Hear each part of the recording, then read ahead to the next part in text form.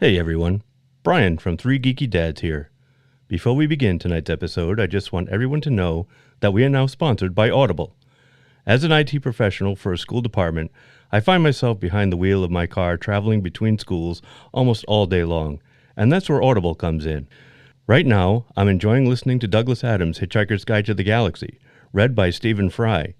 It's so enjoyable to hear this hilarious audiobook read by a proper British comic actor. And that's just scratching the surface. Audible is the leading provider of spoken word content, with everything from bestsellers, celebrity memoirs, and news to podcasts. Yes, if you're into podcasts, and you're listening to us right now, so we can assume you do, Audible has got you covered.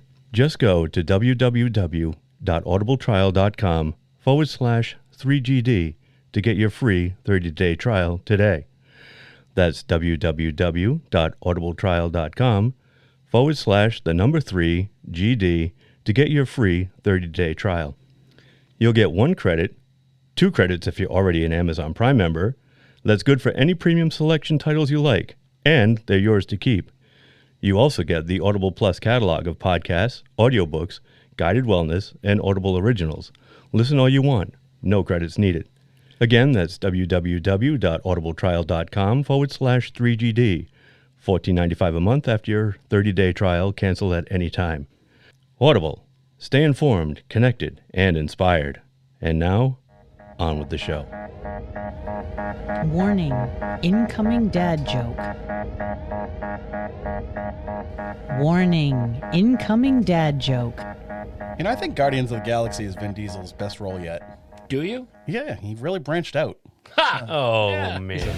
Who is your daddy, and what does he do? It was like a pink nightmare. Christmas has a Yule log. Not a log, I don't have a log, but it's...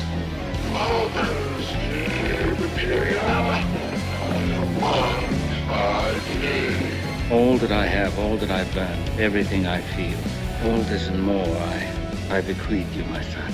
Your father was Frankenstein, and your mother was the lightning. We named the dog Indiana. I am your father. You seem to forget a little movie called The Pacifier, Oh. but that's okay. That's all right. Hello, and welcome to another thrilling episode of Three Geeky Dads, the show that has everyone saying, "What's with the squeaking chairs?" I am Mark, and with me, as always, are the I and M to my Groot. I am Derek. I am Brian. And joining us, as always, to say F you to math and the title of our show, The Rocket to Our Guardians. The Rocket to our Guardians. What the fuck happened to the clicker, you fucking cocksucker? Tito. Oh, nice. Oh, that's a good. I knew you'd like that. Yeah. I know. Too bad I fucked it up with whatever accent just like pooped out of my mouth just then. Surprise me. And yes, as you can tell by the puns, this is a very special episode where we not only talk about something that's actually new, but also dedicate an entire episode to perhaps the greatest modern trilogy in sci-fi and fantasy. Dare I say it? Dare. I might actually. Guardians of the Galaxy. That's right, tonight we are foregoing the usual appetizer and category so that we can cover all 3 Guardians of the Galaxy movies. Because let's face it, there is so much to talk about. It's like a 3-course meal, Totally. if you will. This is the ultimate main course. This It's is a like trilogy. a buffet. Trilogy of movies. Jimmy That's- Buffett. A Jimmy buffet. 3 movies. Three of us? movies in a row. 4 and Four dessert. dads. Yeah. And a holiday special. Yeah, that's right. It was our holiday special. You want to rewrite your intro, Mark? And some time on Endgame. And the holiday special. Sometime on Love and Thor. Yeah. No, it just didn't have the same ring to it. It doesn't have. You can't put that into words. What started as a movie that had everyone saying a talking raccoon has since gone to become one of Marvel Studios / Disney Marvel Studios' most talked about films. So let us not waste any more time and jump right into our main course. Well, we could give them those Zarg nuts, except you ate them all. Get over the Zarg nuts! Boys, opening thoughts on the trilogy, on the latest movie. How do you want to do it? It's all without a net tonight, guys. So talk about what you want. Where's she? Yeah, how is she? Yeah, she all right? Okay, we already had our joke. We had our dad joke, and I didn't have the warning sign before this one. Could not pull that shit on me. Incoming. No, I mean, it's... Yeah, Derek, you start us off. There's a reason why we're doing a whole episode of them. They're great. They're They left a huge impact on the MCU. They're one of the most successful series of movies in the MCU. To take a movie about a bunch of characters that really weren't very well known, hardcore fans knew, but your average person did not know any of these characters. They're not familiar with any of them, and you've made an awesome trilogy of and more with these characters, and everybody's come to love them, and everybody has favorites, and they're awesome films. They're a fun ride, literally, because there's now a ride. They changed the the Tower of Terror to the Guardians of the Galaxy in California, did they anyway. really? Yeah. In California. Oh, in California. Yeah, not Florida. No. Okay. There is a Guardians ride. It's in like Epcot, but yeah. There is. Yeah, It's different. Yeah, Yep. it's different. So That used to be the land, I think. Yeah. Yeah. I remember the land. This is a fertile land, and we will thrive. We will rule over all this land, and we will call it this land. I don't. No, it was before your time. It was the land before Derek's time. Anything else? No, I mean we're going to get into No, we will. lots, so, but that's my general thesis. Oh, I like that. Your thesis. Nice. Yeah. Brainiac over here. Yeah, dissertation. Yeah. Ooh, Dissertation. my nipples are all tingling Gross. with these big words. Stop it. My nipples! I don't want to be that kind of show. My nipples are smoking. Sorry. Ryan, how are your nipples? My nipples are fine. I have sensitive nipples. My nipples hurt. Oh, goodness me. What are Thanks your opening nipples? for Your opening asking. thoughts. Thanks for asking. How's my opening? Oh, my. Anyway. See, I didn't go there. Yeah, like Derek said, you can count me among the people that knew nothing about the Guardians. Yeah. And I can actually remember when they announced this movie was coming out, I was like, oh, that'll never fly. I mean, I really thought this was going to be Marvel's first clunker. Right. And man, was I wrong. I went to see this movie twice in the theater, and I loved it. Yep. And I've seen it countless times since, and the sequels, and I think it's probably the best Marvel trilogy next to like Captain America. Yeah. Which I mentioned before, which I actually like over Iron Man, and I am an Iron Man like enthusiast. I love Iron Man to death. But I cannot remember seeing a sci-fi movie that had such a sense of fun that made me think that it was like when I first saw Star Wars as a 9-year-old kid. Yep. And I was like just blown away. I'm like, this is amazing. I knew nothing about these characters, but I instantly fell in love.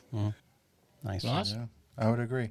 I think what makes the franchise so special is that because you don't know these characters so well, you get to kind of learn them for the first time. So there's no necessarily there's no disappointment. Like when you see Batman, you're Batman, not bringing any baggage with you. Yeah, you're into the expecting theater. a lot of Preconceived things. notions Yeah, you're not and- expecting Yeah. anything when you see these movies. Like Brian, I think it's one of the best next to Captain America, and like that. Those three movies, I think this trilogy gets better each movie. I think the newest movie, it's tough because I love the second one. And I watched the first one recently and I forgot how much I love that one. But they seem to get better and better every single time. And James Gunn, this is the closest you've gotten to a comic book film that's like almost like original.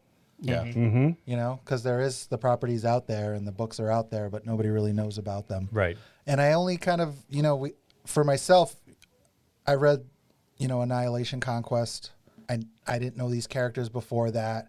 They were in some of the cartoons, and I thought they were kind of cool. And I remember hearing about Rocket Raccoon and Groot, and just seeing the artwork of Rocket Raccoon and thinking, oh my God, anybody who drew him, I just love the way it looked, and I love the idea of it.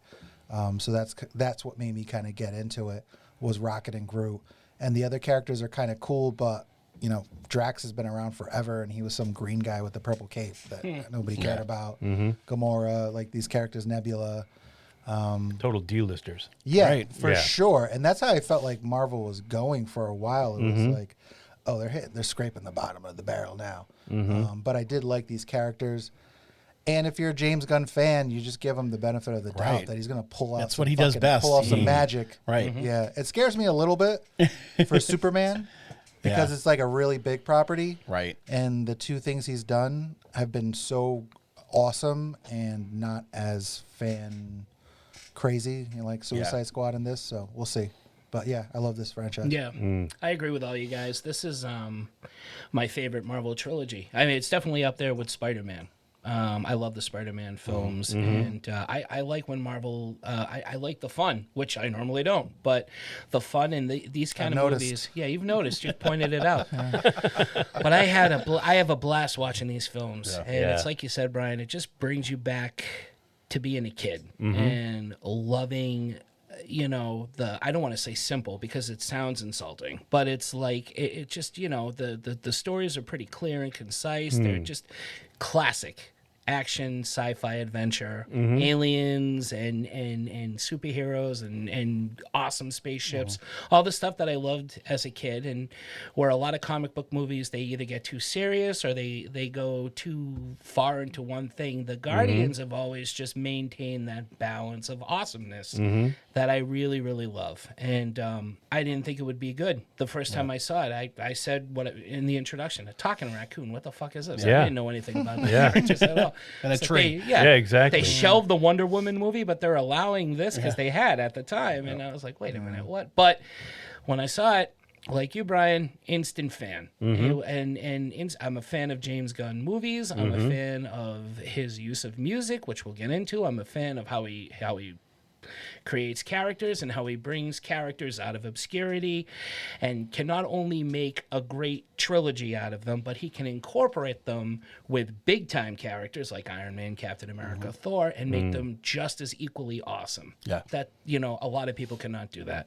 So these movies are great. I saw finally saw the third one with my wife and daughter last night. We all loved it. And of course Livy in class today drew Groot with the guns. Nice. Nice. And I said, did you show it to your teacher? She said, no, I didn't want to get in trouble. I said, good. Yeah. But they have a no tolerance policy. Yeah. That includes artwork. Guns are cool. Trees are not. Trees are cool. Yeah. Guns are It wasn't the guns. It was the tree using the guns. Save it for Earth Day, hippie. It was the talking tree. Yeah, right. So that was my take. It's funny because you mentioned the simple part, like and it is, but it's not. But it's not exactly. Like, there's and that's one of the things that he does best is that there's so much going on. There's Ogres are like onions. They stink? Yes. No. Layers. multiple stories. There's all this different character development, and yet it doesn't get lost. It doesn't. Nothing gets lost in the shuffle. Yeah. He tells the story in such a good, concise way. Yeah. The pacing of them, like all of them, are awesome. You're never bored, and that's impressive to do. Yeah. You don't see that it's very like a clown eating a baklava. It's funny. There's lots of layers. It's sweet, and there's lots of nuts. There you go. Is that yours, or did you? No, take I that just from made that something? up. That is impressive. Thank you. Wow. I'm here all week. And scary at the same time. I love Put that on a T-shirt. And I love. No, I want you to draw. And you I want don't you to like draw clowns. a clown There's eating a T-shirt. baklava. Totally. That's gonna be a T-shirt. No, you're right. I should have said classic, not simple, because you're right. I mean, these are really. There's just so much. It's like, again, just old school sci-fi, like Flash Gordon, like a bunch of characters, and each one of them just so unique in their design, and exactly the opposite of what we were talking about last week with Transformers. Oh God, where everything looked alike, sounded alike. Everything in this movie has a distinction, an arc. It's really impressive. Yeah. And again, characters that the majority of people, I don't think ever even knew existed. Outside of and even in the comic book realm. Yeah. It's vibrant. It's colorful. The characters are distinctive. And it's fun. It's fun. It's fun. There's no better way to put it than it's just a fun-ass trilogy. And I think the third one is the first movie where it got very serious for me. Oh, by the way, we are going to spoil the shit out of this movie. Yeah. So definitely. I should have said that in the beginning. But I'll go now. The stuff with Rocket's origin and those animals. Yeah. Fuck. Fucking dark. Yeah. Holy shit. Yeah. I finally take my kid to a Guardians of the Galaxy movie. Did you take the girls? Emily didn't go. Livy did. Oh, nice. She wanted to go. And did she like it? She loved it, but she doesn't like seeing animals get hurt. Yeah. So of course. Yeah. Who does? I mean, these things. Yeah, were... me and Liam were kind of huddled together. Well, she was happy all the animals survived at the end, though. That they brought all the animals. That scene with Rocket young Rocket meeting his animal friends for the first time definitely had shades of like Sid from Toy Story to me, where he's like pulling apart the toys and putting them together with like weird parts. Yeah, it was that's all I could think of. But I still enjoyed it. It was still touching. It still gave me the feels. Yeah, this was the first one that had other emotions other than that's awesome, and you know, because the other movies had me laughing. I mean, the Yondu scene, the Yondu of Kurt Russell, but there's something different about this one. Yeah, because it's Rocket, and it's cute little animals. It was always kind of building up to him, which is nice. Yeah. But yeah, with Derek, like the Yondu scene. So some my favorite Marvel scenes all come from these movies. Yeah. The Yondu scene, the funeral at the end of part 2. Dude, it breaks my heart every time I see it. Oh, when all the Ravagers. Oh, God, like father and son. Yeah. And you see Kraglin going, yeah, he's freaking out, man. I love that scene. And the scene in the first one when Groot saves them all and he says, "We are Groot." Oh, yeah. Rocket's like pleading with him not to do what he's going to do. Yeah. It's smart. You know, he adds these moments and kind of test the audience, I think, to a certain extent. Where now it's like, okay, what can I do now? Right. Yeah, right. So it gets bigger. It's the last one, so it's got to go. He's got to go big. He knows how to get edgy. Yeah, he really does. But he's not always on that edge. Yeah, which is nice. Pixar should take some notes from. No, and like because I think the story is more important to him. Like he wants the story told, and so I think the trick is to find a way to tell that story that is edgy or new. Yeah, but like to still get the actual story and the emotion. And he nailed it. It's funny too because like I remember watching the preview and there's that scene where they all are walking and they're carrying I think Nebula's carrying Peter Quill. Peter. Yeah. And so you think, oh God, Peter dies. Yeah. And then it's like the very beginning of the movie. And no, he's it's just drunk off his ass. Yeah, he's just drunk. And then they almost kill him at the end. So it was like, oh my, like that took me I was shocked. Yeah. See, I thought for sure I knew Warlock was going to save him because up until that point, he had done nothing in that movie except just utter a few lines and break things. So as soon as he was floating, I'm like, oh, Adam Warlock is going to. Although I feel like it would have been too late. He was long. He was like he's Adam Warlock. His face, but his face was getting all like bloated and like. Oh yeah. Oh, when he's right. Well, Space Bee stung him too at the same time. Yeah, exactly. I really like that. Did that look effect. cool? That is it was a really I cool effect. love that Yeah, effect. the effects And they've in done this it every movie. Yeah. First it was Gamora, then it was Yondu, now it's Quill. Oh God. I love that like flaky whatever that's happening. Yeah. It's so fucking awesome. Yeah, the ice is caking up on their faces. I fucking love that effect. And what a story arc for Yondu in those first two movies, man. Goes from somebody who you really don't care for, and then you're crying at his funeral. It's just that's great storytelling. Yeah. Man. Well, and that line. And Michael Rooker. He might be. I know he might be your. Oh yeah, he may be your father, but he's not sure your ain't your daddy. daddy. I love that. Yeah. And you know what the thing is that there were probably a ton of kids out there and a ton of fathers out there that saw could relate. that and could relate. Yeah. Because they're people that aren't biological fathers. That, Right. Tearing up as we talk about it. Jesus. I called my father up after seeing that scene. And he said, "What the hell are you talking about, told you, Dad." You know, I haven't had much of a chance to talk to you man to man, Russ. Well, I've only been a man a few days, Dad. Yeah. You're growing up so damn fast. We don't have to get along. It's fine. Yondu says it's fine. Who the hell is Yondu? Is that more of that funny book stuff you do? What is Mark calls up his dad and just shouts, "I'm Mary Poppins, y'all!" That was great. Another great. That's an awesome, Yeah. great scene. God. Is he cool? Yeah, Hell yeah, because he he's doesn't cool. know who Mary Poppins is. He says, "Is he cool?" Hell yeah, he's cool. I fucking love that. I love And that. how he says it too. He doesn't have the heart to tell him. No. That's what you do with Yep. your dad. That's Sometimes you awesome. just, Right. yeah, he's cool. I wish my Mary dad. I Poppins, wish my y'all. dad had a dorsal fin on his head. Maybe that would. There's still time. That's right. Father's Day's coming. You can Day's buy him coming. one. You can buy him one. Bet you can find one on Etsy. Here, Dad, whistle. So do we have If we want to talk cast or characters to start. Main cast, right? All right. I think you start actually this week. Yeah. So do you want to? Oh, really? jump into Okay, each great. one? No, I absolutely.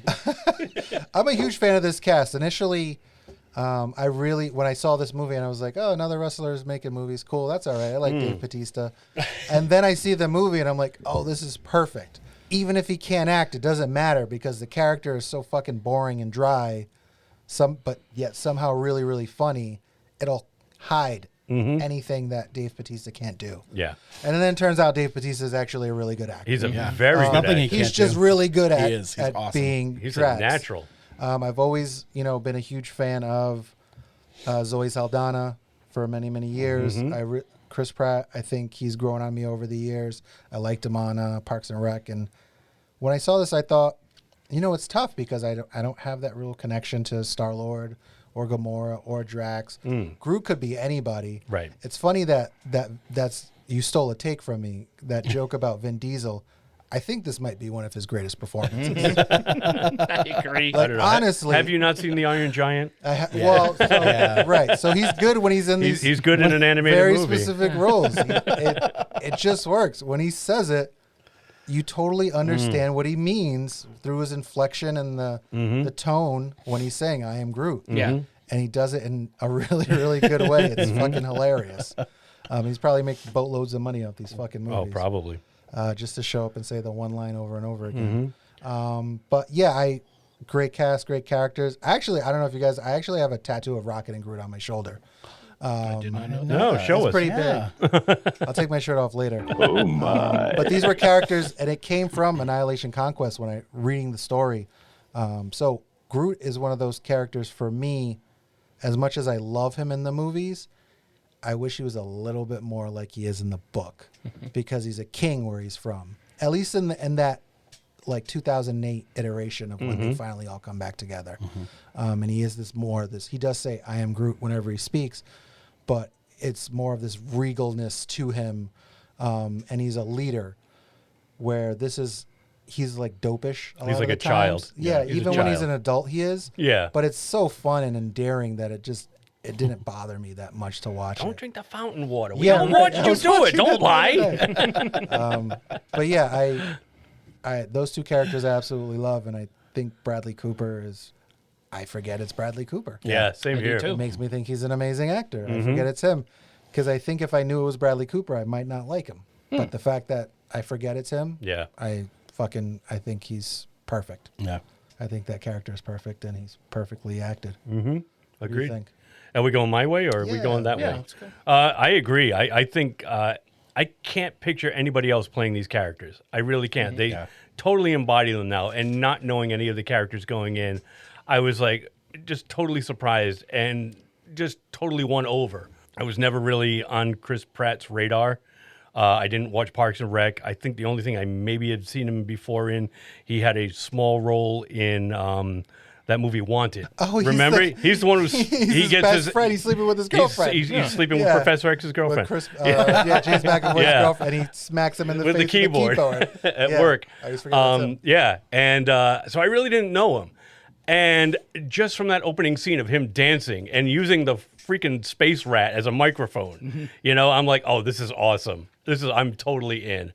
And then they introduce us to Groot and Rocket, and I'm like, oh, these guys are great. What a team. And then, of course, you're introduced to Gamora and Nebula, and I'm like, oh, these guys are awesome as well. Drax, he's so dry. He doesn't get it, but he's hilarious. Yeah. Absolutely hilarious. And Nothing I didn't goes know over my head. My reflexes are too quick. I would catch it. Exactly. He's so literal. Let me ask you, because you're a huge Doctor Who fan. Yes. Karen Gillan was one of the actresses. Yes. When I heard the cast, that I was the most excited. Me for, too. Because I was so familiar with that season of Doctor Who. Yeah. Amy Pond. I was like, oh my God, they got Karen Gillan and she shaved her head. This is amazing. Yes, and she actually shaved her head the first movie, and the second and third one she didn't shave her head, but the first one she was totally into it. She totally shaved all her beautiful red hair off, and totally got into the character, and she was amazing. Totally not what she was like on Doctor Who at all. Oh, not yet at all. You almost forget that she's Amy Pond. Yeah, because it's bubbly, so different, like lovable. Oh God, and Nebula is so not. And no, I did. I loved every character. As the movie went on, I'm like, this guy's great, that guy's great. And there's nobody I didn't say. I said to myself, I don't want to see this guy anymore. I want to see more of every single one of these people. Yeah. I really did. It's fantastic, and I got to give James Gunn and whoever else he used for casting this movie, because it was absolutely spot on perfect. Yeah, definitely. Yeah, Drax and Nebula are my favorite, and I think it's because of just the way, like their senses of humor. Like Nebula is so dry and sarcastic, and Drax with like he's just such a goof. And I love Batista. I mean, I really come to love him, and he's one of my favorite actors now. Not just because of these movies, but in general. Yeah. And he's been a Bond villain, right, or a Bond henchman, right? He was android in Blade Runner. He was he's in that. He's in the new Dune. That's right. He's right. in Dune. He's in that M. Night Shyamalan movie that was just out. The Knock at the Cabin. Yeah. He's really versatile. He's and proven himself. He's great in the comedic roles. He's just, he brings a lot of depth, like especially with Drax's backstory and how he lost his whole family, and that's what his drive for vengeance was. Right. In the first one against Thanos, mostly. Like it's such a and how he went from having no family anymore to now the end of 3, like he's got that family. Yeah. And Nebula, I'm kind of curious about how you feel about Nebula, Mark, because I know how you feel about villains who get like a redemption thing and become good guys. But I think with her, it feels a little different than like Loki or some of the other ones.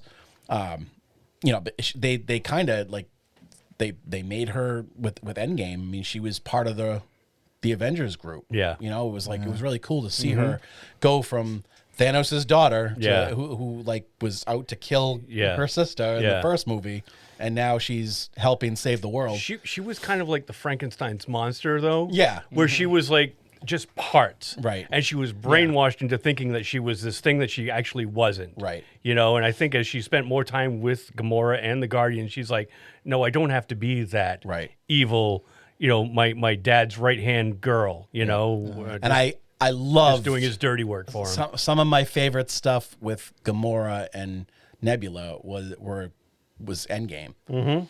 All that stuff where like when she was like kind of basically trying to get her sister to join, and coming from Nebula, it obviously sounds crazy. It just great stuff, great dynamics, great stories with these characters. And then after the Infinity War. Yeah. And everybody else had been snapped away. It was just her and Rocket that were left out of the Guardians. Right. And you could see her like trying to comfort Rocket a little bit too. Yeah. It was being a little motherly. Where they're sitting on the ship and she puts her arm around him because he's all depressed. Yeah, I mean, it's so crazy to see how these characters have all kind of evolved throughout the series, and it's just, and they really are. I mean, they're some of my favorite characters from the whole MCU. And agreed. I didn't think that was going to happen. Same here. When I first saw the first movie, but and I love the little like backup Guardians, and how like by the third movie there was more. You had Cosmo, you had Kraglin, Mantis, and joining in the second movie, and Mantis, and I love the fact that like you kind of see into that they are siblings, like they're half siblings, but I don't think they realized it, and then like the special kind of brings it up, and they mention it in the third movie, and it's that's kind of cool, like so I love Mantis's stuff too. Mantis and Drax together are just as good as Rocket and Groot. Right. I mean, they are a pair. Holy shit, do they make me laugh. And it's like just the fact that the way they work off each other it's genius. Like he really knows what he's doing by like what character, and that's I think something James Gunn excels at with these ensemble casts. Like he knows what characters to have interact with each other, like what's going to give you the most bang for your buck, I guess. But I didn't really like the Cosmo thing. It was kind of I like Cosmo. But I think I felt like Cosmo was kind of forced, because it's like all of a sudden, like they showed her in the first one, right? Yep. Yes, she was in the collector's in the collector's case. Yeah. She's in nowhere. I mean, that's basically where she lives. Yeah, nowhere, right. So. But then it was like you don't see her in 2, and then all of a sudden in the holiday special, she's part of the group. Yeah, and I was like, all right, well, when did this happen? Like, are they going to explain like how they had her I think join. it's one of those things, and it wasn't until the second time I saw the holiday special where I realized they bought Nowhere from the collector. Yes, they mentioned that. They mention it. Yeah. So I just assumed that she came with Nowhere. Right. Like, here's the dog comes with the Nowhere. Pet So here you go. You have a severed head of a Celestial. It comes Yeah, with the dog. right. It comes with this dog. Funny talking dog. Mark, Think about what this, about guys. these characters. It's hard to pick because they evolve over 3 films. If you had asked me if it was the first movie, I would have said Rocket. By the second movie, I would have said Yondu. And this one, it's Drax and Mantis all the fucking way. I don't have a problem with anybody in this movie. They're all awesome. But I could watch a whole movie with Drax and Mantis. I just love the characters. I thought Mantis was good in part 2, but between the holiday special and everything after, I just fell in love with her. I love Drax with her. I've loved Drax from the start. I think he just keeps getting funnier, and his story just gets better. As for Nebula, it never even occurred to me with the whole villain thing. You're right. I usually don't like that, but I think it was because, not that I didn't like her, I just wasn't that really invested in her at the start. But again, holiday special and this movie, I became a huge fan of hers by the end. So, before she was like, oh, she's the bad sister, she's going to turn good for the greater good, right? How can this be for the greater good? Thanos, and I thought, all right, that's pretty cool, but I like these other characters more. But by this one, she was right up there. Yeah. So They're all like right on the edge. They really are. They're all Rocket. They're all, Rocket's Rocket a was prick amazing for a lot to of the watch, time. yeah. He does Oh, stuff yeah. he doesn't He need was to amazing to do. watch. Yeah. Drax is a fucking badass who is Drax pretty just, like not empathetic. Drax just made me laugh. That's my wife's favorite character. Sarah Yeah. loves Hilarious. Drax. And just everything out of his mouth, even whether he's trying to be funny or not, is. And Dave Bautista's incredible. And I agree with you guys. What could have been just another part for a wrestler, it turned out to be a gateway to another great actor. Yeah, and I can't say enough of just the cast. Yeah. It's a phenomenal cast. It's a great. Everybody's good in it. And that's all I have to say about that. And Agreed. that's not easy to find. And There's they're so not well anybody written. I would replace. They're so well written. Yeah. You got to hand it to James Gunn. Who would have thought that we would be laughing, like you said, about Drax and Mantis? Arguing about what the fuck are Zard nuts? But this is a running gag through like 3 movies in a special. Yeah, true. It's like, Except you ate them all. Get over the Zognuts! I've only just realized that this week watching all 3. I was like, oh, Zargnuts come up all the fucking time. Exactly. And the third one, Tito, I she's think like, you and I "Can had the have same one?" revelations. And he says he ate them all. Like, I ate them all. He's still eating them. I know. Like, oh my god, this is amazing. Are there any left? No. No, And he's another one. And he's not even trying to hide it. It's such a good chemistry between those two. Yeah. Every time they were on screen, it was awesome. And they were great in the holiday special. They were. Oh my god. were they Arguing about the fucking funny. the holiday decorations Yeah. on Bacon's lawn. Oh God, yeah. You think that's a man? Then she asked for confirmation. From the cops. An Exactly. upside-down car. Does this look like a man to you? No, I thought so. I think I was most impressed because I was watching clips of the third one today because it's been a couple of weeks since I've seen it. Nebula's story, and I think more recently I'm like, oh man, I like her more than I thought. Yeah. I thought she was fine, and I love Karen Gillan, but watching, especially in the third one, her relationship with all of them, and even she loves Gamora, she is there to support her.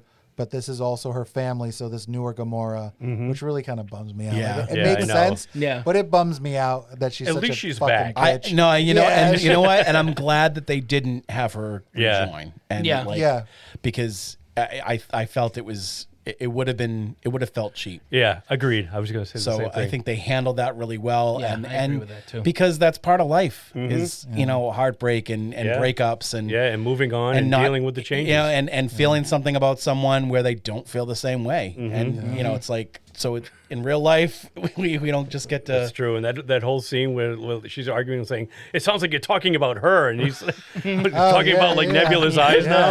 I just never realized how black they were. My father had them ripped out and replaced. There's a couple of moments She like really that in the movie. She really and then he came gazes along. at her again and she's like, knock it off.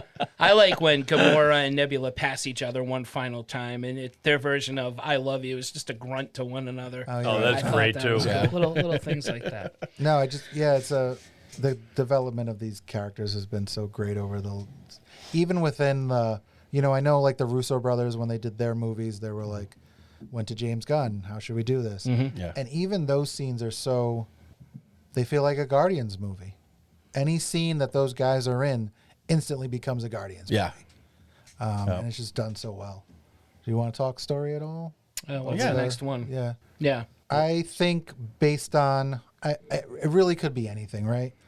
So you have this semi kind of how they come together. Like an origin story. This is so well done. Plus the Power Stone. Right. You get this very kind of they're weaving simple, it into the whole stuff that's going on Earth. Everything's going to come. And I think James Gunn, I don't know if he got lucky or he's just smarter than everybody, where he was able to like create these storylines that fit what Marvel's trying to do, right, while keeping his movies like separate from everything else. Like if you never watched any other Marvel movie, you could watch these 3 movies on the Christmas special if you want, and it all fucking makes sense. And you don't really need to know anybody else. It's cohesive. You don't need to know any other character in the Marvel. And at the same time, they're having such a big impact on the rest the of the MCU. exactly. But you don't really need to see anything else, and that's James Gunn doing what the fuck he does so amazingly. Is creating these really interesting stories, and they're fun. I like a good heist movie. I like a good fucking man on a mission movie. You jam them together. I love action and I like heart, and when you put them together, for me, that's the perfect film. And this movie has all of it. He's put so much heart into these characters, and it just pops on the screen so well. And the action's just fun. It's just a fun. They don't. It's funny when you watch like older movies and you say like they don't make movies like this anymore. Like this is one of those movies that they make. This is like Indiana Jones for now. This is it's true. E.T. for now. It's Star Wars for now. It's Star Wars for now. That's these movies. It's more Star Wars now than the Star Wars now. I'm not going to argue that point. It really is. Well said, my friend. And I'm one of those people, I would prefer to watch movies that happened in the 80s or were made in the 80s because I just feel like the heart's there. It's so interesting. And that's when Spielberg was at his peak. Yeah, right. And everything seems so original. And this is one of those things that's just so original, even though it's based on, an intellectual property. It's just fantastic. Yeah, I know. Agreed. I loved every story. I loved the way the characters evolve and grow within the universe of whatever section of the galaxy they're in. And yet still connecting with what's going on, with the Avengers storyline on Earth. It all just connects. And like you said, James Gunn he's some kind of genius for pulling this all off. I mean, I love like you said, the origin story mixed in with a heist. I too love a good heist movie. The action is fantastic. The settings are beautiful to basically see these characters play in. Every world is so different looking, and yet it's fresh because they don't recycle anything. Every world has a look of its own. I just love it. There's just too much to say about it in just this one podcast. I read this article. It was New Yorker, I think, recently. They were interviewing James Gunn, and they're talking about how he got fired initially, and no one would make the movie. They didn't want to make the movie without him, and he said the biggest thing was like, I got to finish the story. That's why I came back. I had to finish the story. I had the end. I knew exactly where I wanted to go, and I wanted to see it through to the end. And he did. Which is like really just amazing what he was able to create from this thing that nobody really knew about to this huge, fucking multi-million-dollar franchise, $1 billion, to the point where it's like, dude, fucking who did Peyton List take over for? Edgar Wright. Yeah. Peyton Reed. Peyton Reed. Yeah. Sorry, Peyton Peyton Reed. List is your favorite actress. Yeah. Cobra Kai. Our favorite actress. I love Peyton List. Peyton Reed. Like, no one's asking. No one is like, no, we need Edgar Wright back now. Right. He may never work for Marvel ever again.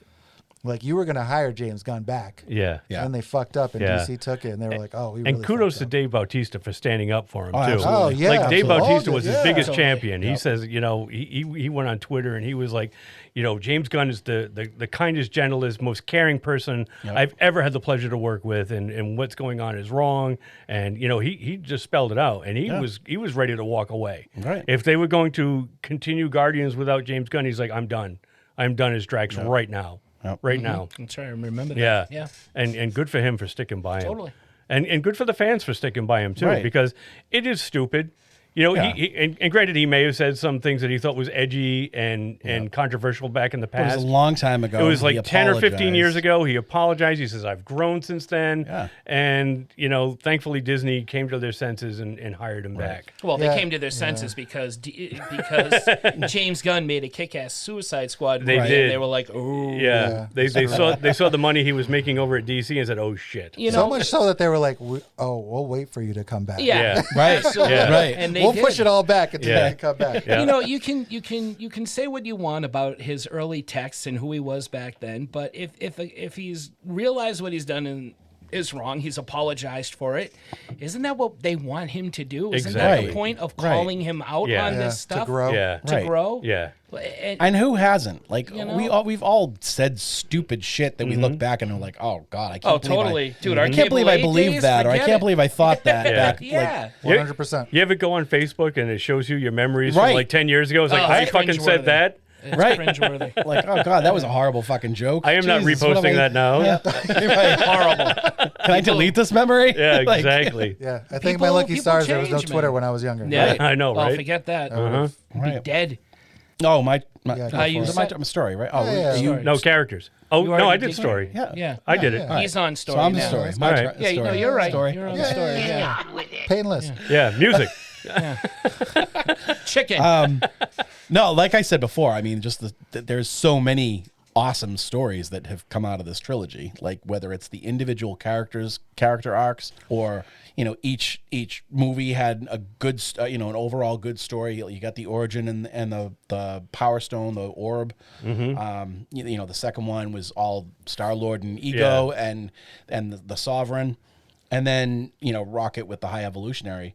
Each one is such a great story together. I mean, and it really, these movies I feel like felt the most like comic books, especially the holiday special. Definitely felt like a one shot. Like that's I could see a holiday one shot. That was the annual issue. Absolutely. Yep.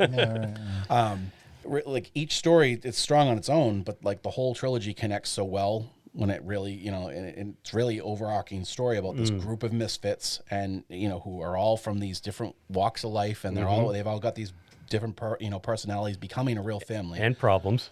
right? And like they all grow, they all change over the course of the trilogy, and you don't see that often. You don't really like I look at the other movies and I don't really see that much growth with other characters from trilogies.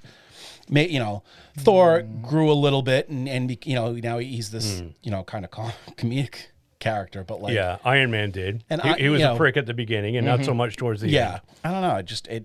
It feels different with these movies. I think my favorite story is probably like plot wise Ego. Because I really like the whole father thing, and we'll get to him when we talk villains. Individually, I think probably Nebula, like the Nebula Gamora thing, the whole dynamic, and her losing, like she loses her sister and then she gets her back again, and just like for Quill, she's not the same. Yeah. And she doesn't feel the same about her even, because she's a different Nebula than she knew, and like I love that stuff. I ate it up. Yeah, they're great. Agreed. I think like with the Infinity Saga movies too, when you get to go back and see what Nebula was. Yeah. How she's trying to please her father so Right. desperately. And even like the Gamora stuff where she's right on the edge. A part of me is like, maybe she could have fallen back in love with him in the third one. Because she's right there, right? Right. She knows she wants to save the world. She's exactly where she was At in the part first one. But I one, think Yeah. but I think where she she's like fell in love. intrigued by him. But intrigued, but I think she fell Yeah. in love with him because Yeah. of the certain things that they went through together. Yeah. And because of Sam Cooke. Oh yeah. Well, there wasn't enough. Scene. That is one of my favorite scenes. It's one of my There favorite wasn't songs. enough pelvic sorcery in the third one to bring her back around. Right. I guess it's Quill's fault, right? He's is, too really, pushy yeah. about it. Yeah. He's just been like, come with us, and then we'll. But he was so and just happy try to like see woo her again. over, Yeah. like all over again. Yeah, you'll But he's you'll such a see. big You'll come dummy. around. What about you, Mark? Try What's to your get the favorite? lightning in the bottle twice. Yeah. Each story is like the best of a Star Trek film. You got your heist movie, you got your origin movie, you got your team up movie, you got your adventure movie, and then you've got the family movie. And again, classic sci-fi stuff, but with that James Gunn kind of edge. The first one's always going to be my favorite, just because it was so new. Every story is different, but this was the first time seeing these characters. This was the first time seeing this kind of movie. Robert Downey Jr. had his comedy with Iron Man, but this one just mixed comedy and action and sci-fi 100%. Yeah. And just seeing that for the very first time will always stand out for me as being my favorite. Plus, I love when teams get together, And what I like about these movies, and we often have this complaint with these kind of movies and shows, Tito, is the teams never stay together. They always break the up. Boys break up. Yeah. Doom Patrol breaks up. Not a fan. These guys are pretty much together almost all the time. Yeah. Which certain things here and there. There's a Thanos snap and stuff they can't control.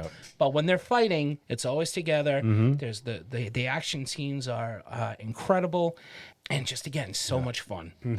You guys have said it all already. I don't need to repeat That scene it. in the It's hallway so in the third movie. Oh my where they're god! fighting, Is that it's the awesome. to Beastie Boys? Is that to No Sleep? Oh yeah, No Sleep Till yeah, Brooklyn. yeah. Shit.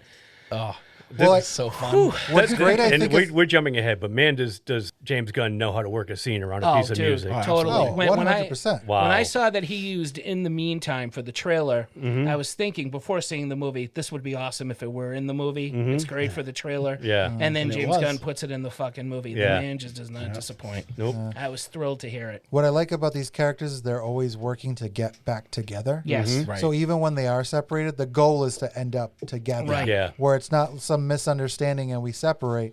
They get separated and they're like, well, we got to get back to the Yeah, rest of no. the And team. even when they have their arguments and feuds, that in half of what I watch, the teams will go off and separate and brood and talk forever. They don't have time to, because something always happening. happens. Something always catches them off Yeah. guard before There's always they a have bad guy chance. breathing Yeah. down their necks where they don't have time. Oh, to it's so Right. good. Yeah, that's what I like. Speaking of, So should we do music next? do you want to talk villains first? Oh yeah. Oh, okay. All right. Talk villains. You want to talk about some of these Yeah, bad let's, boys? yeah, let's do Okay. villains. Do we include Thanos? I think we have to a little bit. yeah, because he was 'cause kind I of mean, pulling the strings in the first one, Yeah. Right. especially with And with the whole thing with Oh, with, Gamora like, and Ronan? Nebula too. So like, Ronan the Accuser. you know, the dynamic between them. So like, yeah, I guess you kind of have to include them. He's fun. He's more of a hero to me, so I'm not going to include him in my villains. Ronan or Thanos. Oh, Thanos was right? Yeah, Okay. he's a hero. You serious? I'm in a toss-up between High Evolutionary and Kurt Russell. I think Ronan the Accuser is a really great villain. I like the maniacal fucking genocidal madman. It's fun. But the other two guys are like Kurt Russell is just a fucking tits, right? I love Yeah. Kurt Russell. Yeah. One of my favorite actors ever. Exactly. He's so likable, even up to the point where you're like, he's the bad guy. He's still kind of likable. Yeah. Yep. Yeah. Not for me. Really? See, that's the thing Oh, is I when fucking love the him. truth comes out, And he says, "I had to kill your mom." right? Like yeah. instantly, I'm like, oh my god, I don't like Kurt Russell. Yeah. I'm like, and I think that's why he's my favorite Yeah. because I just like to leave me with that impact.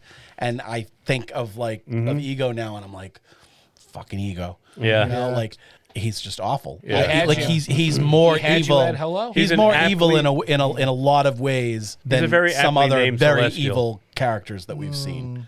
You know. Oh, because it's less surface. You're not Right, You don't see right. it as, You know, just like the whole like the fakeness of it, and Yeah.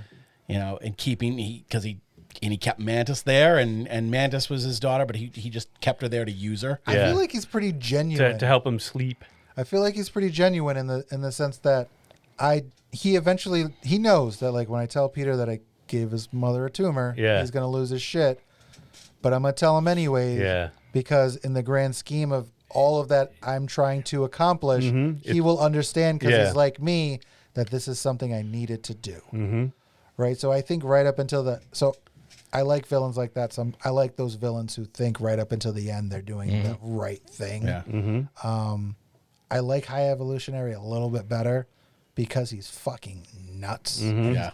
Just totally nuts. And like he's so intense. Yeah. And he's going like from very low to like really high very quickly. And Chakburi Uji is awesome. He's so good. And I forgot he was the guy from Peacemaker. Right. I was watching the movie. I knew I recognized him, and I'm like, That's what oh he's wait, that's what he. from. Yeah. Son of a bitch. Who was he in Peacemaker? He was the guy that was the leader of the group. He's one Turns of the out to be one of the butterflies. Oh, that's him. Oh, that's him. Yeah. I knew I knew Really? him from Right. somewhere. Wow. God damn it. Shit. Thank you.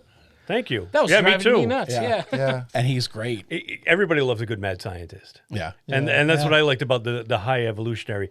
And I was reading too just the other day that James Gunn patterned him on the island of Dr. Moreau. Yes. To the point where the planet, the counter Earth that he made full of like animal people was because of right. the Dr. island Moreau. of Dr. Makes Moreau. sense. Yeah. Yep, the batch 90.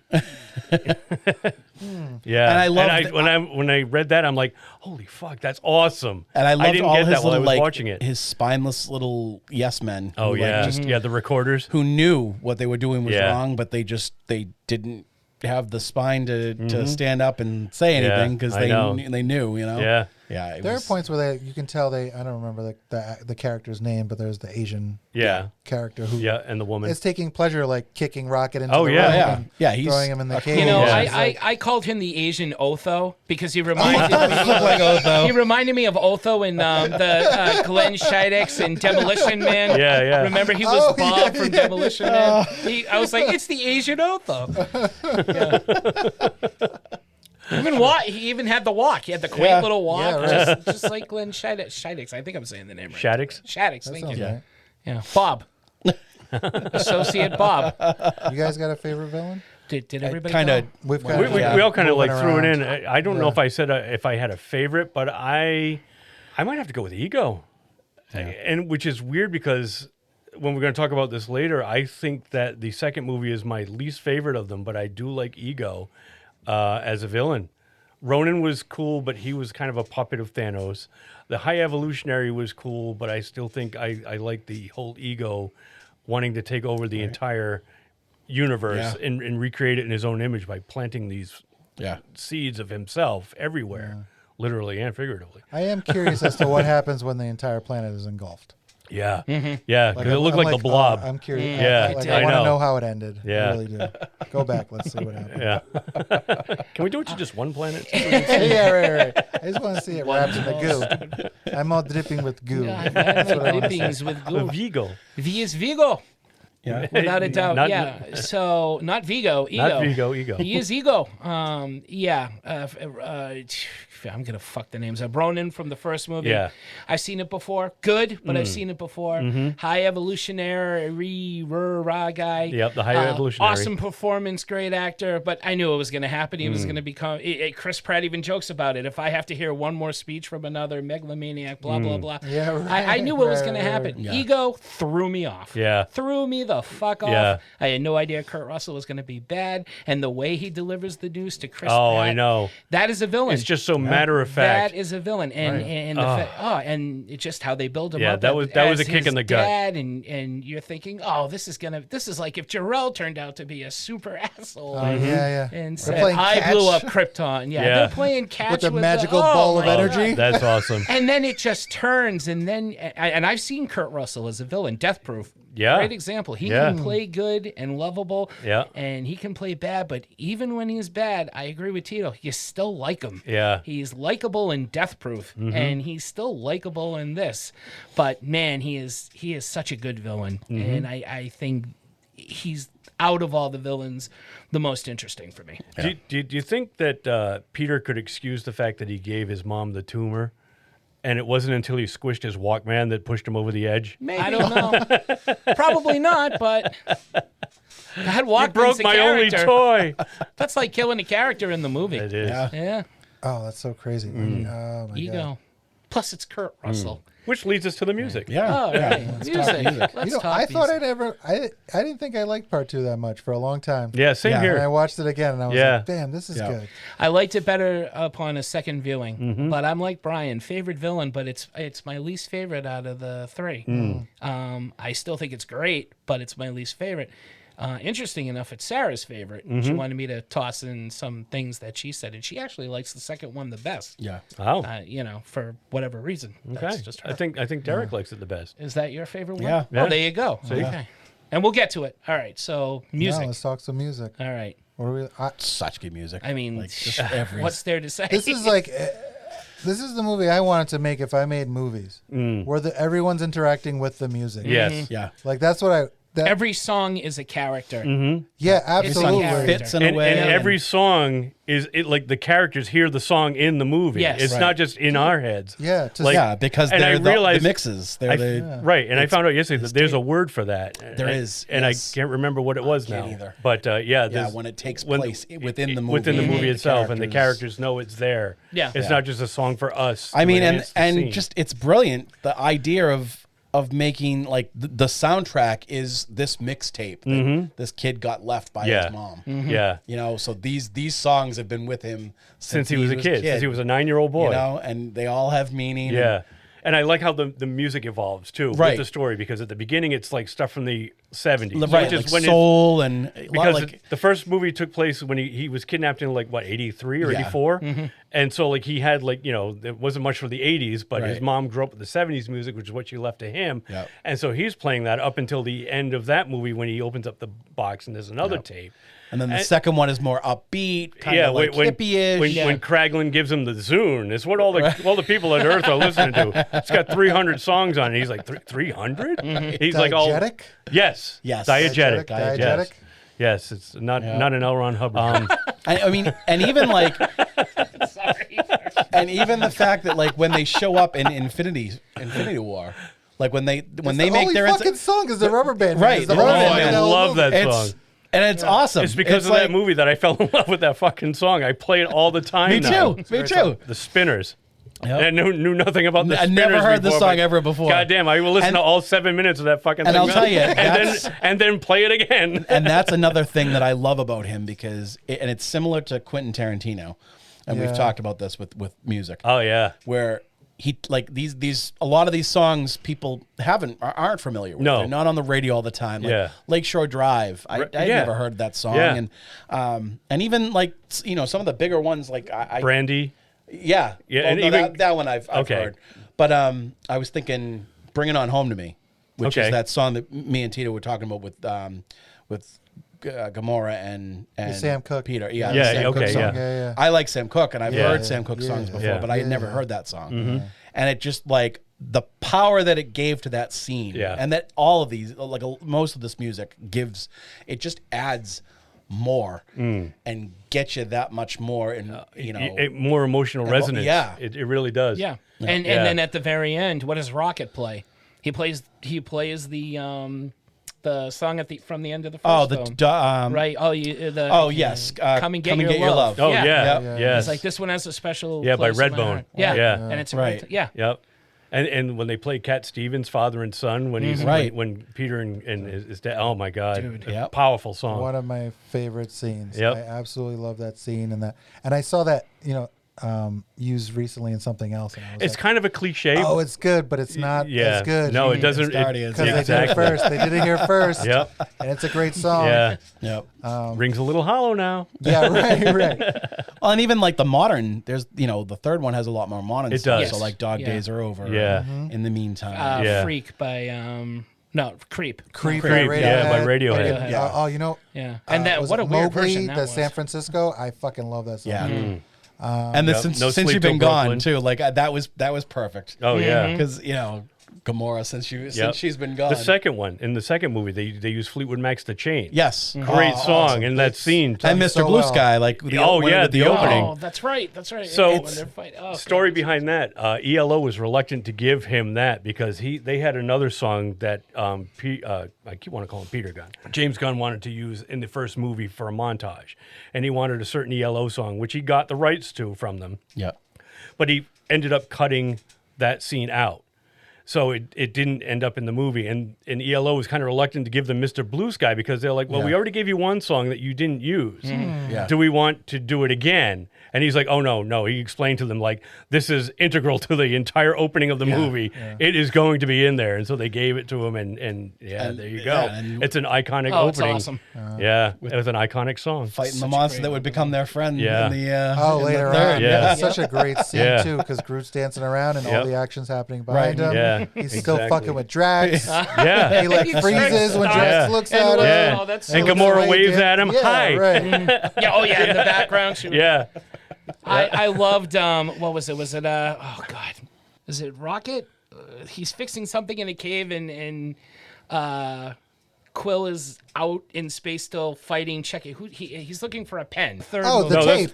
Do you have Scotch tapes? Yeah. Is that Oh, yeah, yes. I need that's tape. that's the second one. So they can it's the tape second over one. the button That's the so second one. Groot doesn't push the wrong button. Right. You have tape. No one has tape. Did you ask no one Nebula? He's like, you're the one with a nuclear bomb in your backpack. God. You don't have any tape. I'm sorry. I love how he's fighting. It's just so She was fucking next funny, to man. Yandu when I asked him. If she had it, she would have said something. Yeah. I'm sure about that.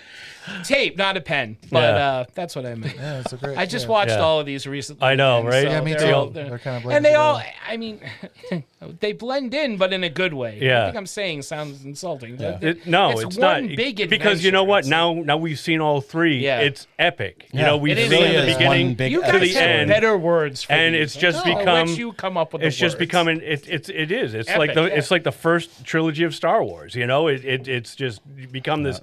Each story is individual, but there's this whole encompassing, overarching story that it's just amazing how it all comes together. And I'm there, in my living room watching these movies with my kids, the same way that I watch Star Wars with my dad. I watched Empire Strikes Back over and over again. Over again with my Liam loves them. I'm so glad because like these are such fun to watch with him. Right. My daughter Quinn, she could. Some of the Marvel movies are hit and miss for her. Yeah.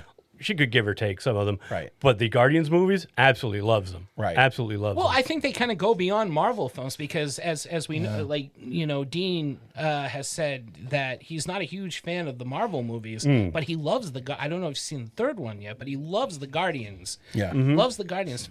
Well, he just got married. I wouldn't be surprised if he skipped this one so far. Don't be so sure. No? Okay. No. I figured he might have had other things on his mind. I almost They were went to on the the movies verge by of myself wedding on my planning. honeymoon in Aruba. They saw Evil Dead Rise with us, and we were pretty close Dean, to the Dean in wedding. a Groot costume. No. Well, you never know. Maybe. Dean, if you're out there, Weigh in. Let us know. wear a Groot. No, like I said, they were pretty close. They had a lot of planning going on, but they still watched Evil Dead Rise with us. There you go. They're good people. Dean and Jen. Another shout out. This is your last one though. Can't play favorites. Okay, next. We done with music? Yeah, I think. guess. Yeah. Do we miss anything? Just go out and buy those You soundtracks. guys have a They're favorite? all awesome. Favorite? Favorite soundtrack? Yeah. I have to go with I've the been first thinking about one. it all day. Me too, and I think I gravitate more towards the first one. I love all the songs on the first one. Moon Age Daydream, Cherry Bomb. Those are some kick-ass goddamn songs. The second one is good too, but I think the first one, for me, in my musical taste, because I love classic rock. I love like 70s and early 80s stuff, and that just hits me closest to home. The first one, I already had most of those songs on didn't. playlists and stuff. But the second one's my favorite. It's got two of the most like emotional songs, Father and Son and Bring It On Home. I love those and songs. The Chain by Fleetwood Mac. And there were a bunch of songs that I hadn't heard or that I wasn't it wasn't on your radar. Like Lakeshore Drive. Yeah. One of the other songs that plays during one of the flashbacks with the mother and with Ego and the mom. Another one. It wasn't Brandy, was it? No, they it were was, singing Brandy. They were singing Brandy in the car. Yeah. Come a little bit closer. Oh yeah. Maybe it wasn't. No, with that was come a little bit closer. Was Yondu was doing the arrow. It was That's what it. Yeah. That's the other one. Like those. So those two songs I hadn't really. I didn't know. And it was nice. I like when directors open musical windows for me. Or musical doors. Oh yeah. I can see that. Musical doors. I want to say it's two. Jim Morrison thanks you. But I think growing up in the period of time that I grew up in, this last movie, Florence and the Machine, I fucking love. Yeah. That Yeah, it's a album good is song. fantastic. I grew like a huge Radiohead fan growing up. Everybody loved fucking Radiohead. And OK Computer. That's God, okay. so good. Yeah. So good. Kid A, like they were just Yeah. And that song. Oh, that was the other big one by especially, them, right? Kid A. Yeah. That was huge. Like that came out in like 98, 99, and we Yeah. listened to that shit all the time. Kid A, great album. And then, you know, there's that "This Is the Day." I fucking love that song, and it's in Empire Records. It plays at the end of Empire Records when they're dancing on the top of the building. Yep, that's right. It does. So it reminds me of that, and I love that scene. So I want to say it's 2 because it has so many songs that I love, but 3 is getting close. If I see the movie a few more times, it might be 3. Yeah. Yeah. Did you buy the soundtracks? Do you have them or? So I have Apple Music. Yeah. But 3, the only thing you can listen to on Apple Music is the score. Oh, okay. But Disney has like a Guardians of the Galaxy playlist that plays all 3. Oh, good. Okay. You can listen to all 3. Yeah. Same thing on Spotify. Yeah. See, I ended up buying it on, I just downloaded it. Oh, That's gotcha. what I'm Yeah. gonna do. Yeah. I got all 3 of them. So Be I good can- to have on vinyl. They released Those on vinyl. soundtracks, yeah. They look Yeah. cool. That's cool. Yeah. They look cool. Yeah. There's like It'd be an better orange- if they it's an released them on orange record. cassette. Yeah. It really would. Didn't With they do the that with the Walkman. first I one? think they did. They did that with the first movie. Because I thought I believe. remember reading that the Yeah. other day when I was going down the rabbit hole of these movies, and I think they said that it was the first time that Disney Records had released anything on cassette since like '83. Wow. Or '89 or something like that. It was crazy because everything was going compact disc. I had Oliver and Company on cassette. Oliver and Company. Yeah. Wow. Billy Nice. Joel. Billy Bette Joel. Midler, Pointer Sisters. Why Come should on. I worry? Oh, great. Why should I? Oliver and Company, man. Great movie. Oliver, I can't. Don't make no sense. Totally underrated. A lot of people don't know that movie. Absolutely. Is it on Disney Plus? Is it one of the ones that they haven't I don't know. brought over? No, I feel like Oliver and Company's got to be. I've on seen it. it. Be on It's there. not. I think I so. can't think of one offensive thing about that movie. Oh, I know, but still, Like, I can't, to be honest, some weird stuff that Disney hasn't put out. Like, I'm still waiting for Watcher in the Woods. Give it time. I love that movie, and I haven't thought seen it since the 80s. Watcher in the Woods isn't on there? No. God damn it. Maybe they lost the fucking movie. I don't know. It could just maybe. be that, right? Maybe they just misplaced I'd also it. like to see Something Wicked This Way Comes. I think that was a Disney movie. Oh, we were talking about Yeah. this before. Yeah. We were looking Yep. for those movies. Yep. With exactly. what's his name? Jonathan Pryce. Jonathan Pryce, right? Yeah. Oh, I Yep. love Jonathan Pryce. Jason Robards. I remember that movie. Creepy movie. Which one? Watcher in the Watcher Woods? in the Woods. Oh, yeah. Was a fucking creepy movie. Yeah, it was. Anyway, I'm I with loved you. it. I'm gonna go with 3. I love 3. I grew up with that music. Yeah. Not only that, but I mean that's that the was Beastie music Boys, I was too. I forgot I about the was Beastie I was Boys. drawing to that music. I was trying to make comics back then to that music, and I would put that music in a fucking comic book. Yeah. Especially Beastie Boys. And again, in the meantime, I just love that song so much. They're all That's good. a good song. They're all great songs. But if I had to choose, it would be 3. I'm glad And they then used 1. No Sleep Till Brooklyn. Yes. And not Because- Sabotage. And Yeah, not because Sabotage. because I love Yeah. Sabotage. Me too. Yeah. But it's been in like It has So many been movies. different done. space movies. Yeah, I know. It would have fit well. And all of them Star if it Trek. had. It would have they, fit well. they if it already wasn't did there. Intergalactic, which had also that's been right. Oh, yeah. done many times, but it still worked. But Yeah. No Sleep Till Brooklyn was Yeah. fucking awesome. Yeah. And that scene was just killer. Oh, Yep. it was great. That was so good. One of my favorite scenes. And I One love more show. and I That's the love part where Groot, the guns come out of Groot. Is that when they play that No. song? No, that's right before they make the jump off the tower, the high evolutionary tower. Yeah. yeah, that's when the guns come out. That's when the guns come out. Is that when No they play sleep, no sleep till Brooklyn No. is when they're in the long hallway with like the squad of animal hybrid monster Yeah. things. Oh, just, yes. They all just destroy them. They all, Okay, like- yeah. And they all use their like, different abilities Oh, or so cool. weapons and. oh, It's so fun. It's the freshest for you, right? Yeah. When did you see 3? Because it's been a few weeks. It's like 3 weeks. Yeah, Yeah. I saw it last week, so I'd Yeah. be second freshest for me. I was But like, Mark's gonna- Yeah, 3 or 4 I've seen so weeks. much in between. Now I need to see. I it waited the again. longest. It's gonna be a while for that comes to stream. I read like Yeah. it's doing so know. well. Yeah. Oh, I know. It's like back to what movies used to be. All of a sudden, Totally. When we went to see Guardians yesterday, there were a ton of people there and a ton of kids, but they were all there for across the Spider-Verse. Spider-Man, Yeah. So I mean, these movies are lasting. Yeah, Again, yeah. that's Kathy and I great. saw it last week, and we didn't think there would be anybody in there, and there wasn't at first. But then, just before the movie started, like everybody came in, and it was show up. almost a packed showing again. And I'm like, this movie's been out for 3 weeks, Yeah. and it's still packing the house. And it was a cheap night. Tuesday was the cheap night at Yeah. the cinema we went to. Yeah. So Yeah, Score. I know. Yeah, we were there too in a different cinema. My Yeah, dad, we were there. There were Mark's like, night. yeah, last night. Yeah, Yeah. We were seeing something else. Well, we went to a 5 o'clock Mark's show. texting me. My movie's just starting. Mark's is ending. He's like, "Is there an after credits scene? Do I have to stick around?" I'm like, "Yes, you should." Yeah. I didn't really have to, though. No, I know. I didn't want to tell you that. I figured I'd let you make your own mind I didn't up. want it. I didn't need to see him sitting in a bowl of cereal talking about it. I was Eating- like, oh, eating with his grandfather? That Yeah. was disappointing. I like that. Eating Yeah. his peanut butter I get magic it. spoon. It's humorous. I guess I was just expecting something bigger. That's okay. Bitching about the neighbor. Yeah. He's like 40 years Yeah, old. He right. doesn't cut his own grass.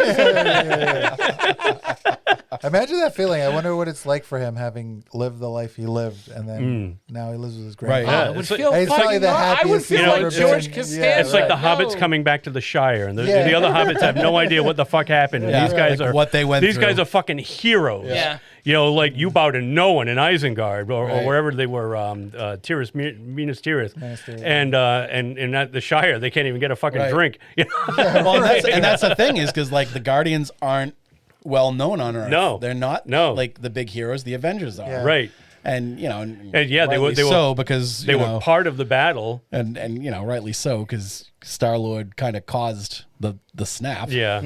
Oh, I like that they make reference. Yeah, they he do did make- make reference to it. Yeah. I give him a pass. I actually think it's Nebula's fault for telling him that, for showing up. Yeah. yeah. And being like, oh, hey, where's Gamora? And he's like, oh, yeah, where is Gamora? Yeah. Hey, where's Gamora? She's just back on the ship. Shut the fuck Yeah. up, Nebula. Yeah. Shut your fucking mouth, Nebula. You know she's dead. Yeah.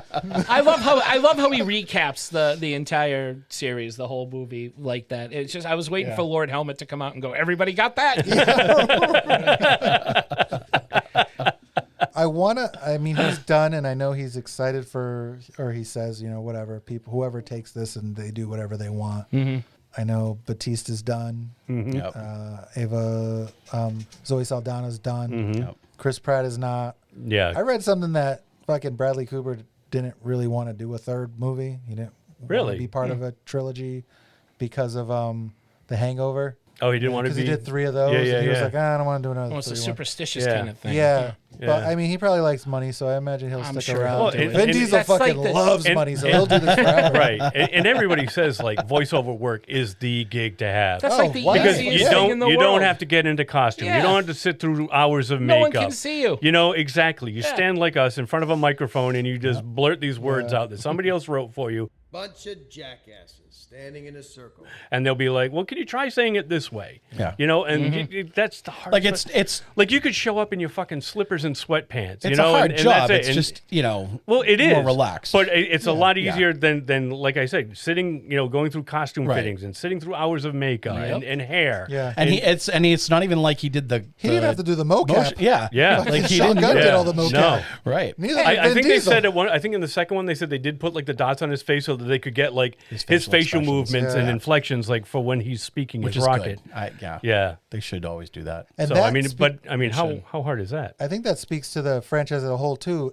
In this, I don't know, what's been like the last 5 years or so, maybe 3 or 4, where everybody's fucking just furious about the CGI. Like the CGI in this movie is fucking great. Oh, it's seamless. Rocket has always looked awesome. You forget that he's not there. He's And he's not he a real. looks yeah. amazing when they zoom especially in on when his they, face and- especially when they interact with him and Exactly. like, you know, Exactly. Yeah, just well, you know, on set that Sean Gunn, Kraglin is the stand-in for Rocket. Yep. Yeah. So I think he does Groot too. I don't know if he does mocap. Groot. Oh, Weasel. That's right. He was Weasel Weasel. too. He's not a Weasel, He was he was Weasel Weasel. and he was Calendar Man. That's right. Yes. Wow. Yeah, he's his in brother really has this guy doing double, triple duty, He's doesn't the, he? he's the Lon Chaney Jr. of Yeah, fucking... he's like the Ted Raimi. Yeah, he really is. It's true. He's more talented. It's Then not Ted even. Raimi. And he was on Gilmore Girls. So. Who, Sean Gunn? Yeah, Or no, Ted Raimi? Sean Gunn. Sean Gunn? Yeah. Oh, was it? He was- Yeah. Oh, I didn't know. Next. The connection to the Marvel universe, the rest of it. Do you guys want to talk about that? I think we kind of already did a little, but A yeah, little we bit. can go I into a mean, little bit. Obviously, the deeper. stones, like the introduction to the Infinity Stones Yeah. is in the first one, and the first time we actually, although technically we had seen the Tesseract. The ether. We'd seen the ether and we saw the Tesseract, but Yeah. we didn't know at the time. Like they weren't at the time. Yeah. You know, It specifically. but this is said the that first they were- time you see an actual stone. And the collector says that he Right. gives the whole spiel that at the beginning of the universe there were Right. 5 singularities. Yep. Which They is run and then through they that. show what they are, and it's like I've seen that one, and I've seen that one. Which is pretty cool that like that first movie that no one knew any of the characters for really was like the whole setup for The Infinity Saga. Well, that it's like, saga. we're going to space, and this is how we're going to do it. Yeah. I guess the biggest thing for me when it comes to the rest of the universe is, the Gamora Chris Pratt relationship gets expanded, but also it's where Nebula becomes a person, right, through Tony, Right. and the time they spend together on the ship. Exactly. Like she learns empathy, and she like gives him her food, and he has fun with her, and they play a game, and she like clearly becomes friends with Rhodey. Yep. Yeah. So it's and they all kind of become tight because of it. She starts to discover that she has a heart of her own. Right. And that other people can be trusted, and you know you can care for people without fear of being... worrying that they're going to want something from me, or Right. they're using me for something else. Right. Yeah, it becomes bigger than just the Guardians for her, and just this larger family community, right? Yeah. To the point where even she's willing to participate in Wednesday night Avengers meetings with Scarlet Witch. And really the Rubber Band Man scene could have easily been ripped out of any of those movies. Right. Like it's just it's so weird. That movie is awesome. I love Infinity War. That scene is it's great, but somehow it fits and it doesn't fit. Right. Every time I see it, I'm like, this doesn't because it's fit, the only but it song does. in the movie. Like and again, it's the same thing. They're singing along to it, and you're starting to and see as soon as you Gamora hear the knows first words. notes, you're like, oh, I think this is this must be the Guardians. Yeah, The right. Guardians are coming. Yeah, they showed just a space scene. You're in outer space and you hear the dong dong dong dong dong dong dong dong dong dong dong dong. And of course, they're all singing along, and I fucking absolutely love that because this next movie, the 3, starts with Rocket singing Creep. He's singing along. Oh, yeah. And he loves music now. They all fucking love music. Yeah, now. because of Quill. Yeah. And I love that he's one of those people. He's one of those people that I hate, but I love him because I'm from Earth. So I think everything from Earth is amazing too. You know those people like you meet, they're like, everything's amazing in Kentucky, and you're like, I've never fucking been. I don't care. Leave me alone. We have the best everything here. So, ugh. But when he does it, because I'm from Earth, I'm like, yeah, we do. Yeah. Right. Yeah. And that was one of the biggest laughs for me, like to bring it into like the Infinity War. Like when Tony meets Quill for the first time, he says, "Who do you serve?" He says, "What do you expect me to say, Jesus?" And he says, "Jesus, you're from Earth?" He says, "No, I'm from Missouri, asshole." That's on Earth. He's so stupid. That's another fucking amazing I laugh every scene. time. What is a Gamora? Yeah, exact drag. Such a why is great Gamora? Scene. Yeah, why is Gamora? I'm going to ask you this one time. Why is Gamora? That's a great scene too, and I like how they bring Footloose back into it too. Yeah. The biggest character of them all, Uh-huh. Kevin Bacon. Yeah. Right. We haven't even touched on. Who put the sticks up their butts? Yeah. Who put the sticks up their butts? No, it's just a metaphor. And he really is, as much as he is. Peter Quill comes off as kind of a doofus. This is great strategist. But you got to think every like movie. He has this great plan. It's true. I mean, you're putting him up against Tony Stark. When you think about it, this kid was ripped off of Earth when he was like 10 years old. He's had no education. Yeah, true. Right, the Ravagers. He's had no education. Oh, he knew how to survive. That's it. Right. You know, That's all you need. He had street smarts. Yeah, he Street really had smarts. street smarts. Or space smarts. Yeah, it's great because it allowed them to. These characters became so popular. They were really unknowns, but even when they became popular, they had the edge that allowed them to he gets to do the fucking double freedom rockets to Thanos as he jumps backwards into the hole after he That's sets right. the Yeah. bomb off. And he's like, boom, boom. and gives him the finger and jumps into the hole. Like only that group of guys could do it. Yeah. Right. And it would fit perfectly. Like, it just all. There was a point I think where everything was kind of fitting around them, more so than making them fit what was going on. Yeah. Yeah. Yes. It was like, these guys are too good. We got to kind of fit it around them. Kind of makes sense because, correct me if I'm wrong, but the first time we see Thanos is Guardians of the Galaxy, right? No, he showed up at the end of the Avengers. I know he has the end credits in Avengers, but he doesn't say anything. No, he doesn't say anything. He's kind of in shadow and he turns and smiles. Yeah. I know. He puts the gauntlet on and says, I guess I have to do this myself. Oh, yeah, my turn. Oh, so he does. Yeah. Okay. But no, see, that was at the end of one of the Thor movies, though, wasn't it? Maybe. Yeah. Oh, so that was the second time you see him at the end credits, because the first I time don't was remember just him second turning Thor to the screen and just kind of smirking. So that's what I'm thinking of. That's Yeah. at the end of Avengers. Yes. Yeah. And what you're talking about is Thor. Is it Thor 2? Possibly. Might be he Thor puts 2. the gauntlet on and is like, because that's one that deals with the ether, so that's yeah. another Infinity Stone. Okay. Then you see him grab the gauntlet, and he says, "Fine, I'll do it All myself." right. Well, never mind. Right. Yeah. And then, but Guardians is where But he's he pretty actually big. has. But Guardians is when he actually, Yeah. you start to see his motives, and he's using Ronin to fulfill this. Right. Yeah. He wants the other stone. So he's got the most connection to them first. But then Ronin becomes a dick and Right. keeps Well, it I for mean, himself. especially because his two daughters are Guardians of the Galaxy. There you go. Yeah. So it does. That's a good point as well. Huge connection. There's that little thing. Yeah. Yeah. Do we want to? James Gunn. What do we think? We've been kind of God, he's talking just about awesome. him all night. He's just awesome. Mm-hmm. I've said everything that I could think of. I don't think there's anything more to say. Yeah. In terms of what he's done and where he's going, I'm on board. Mm-hmm. I talked with Dean recently about him taking over the DC universe, and we're waving bye-bye to some of the people in the Snyderverse Yeah. and everything, and he was not on board with that. He wasn't? No, he loves the Snyderverse. Like Dean's a big okay. fan of the DC But characters and all right. everything. But he does like Guardians. He is curious. He asked me what I thought, and I said, there's so much I love about what I loved about DC that I am gonna miss, but at the same time, I really would like to see the characters that I love in DC elevated to the acceptance that any Marvel character has now, because I just think they don't have it. And even the best DC films that have struck a positive chord with the public so far have been James Gunn oriented stuff. Suicide Squad for some people, most people, in terms of being a good movie, and Peacemaker, a very good show. So there is hope, and I would like to see.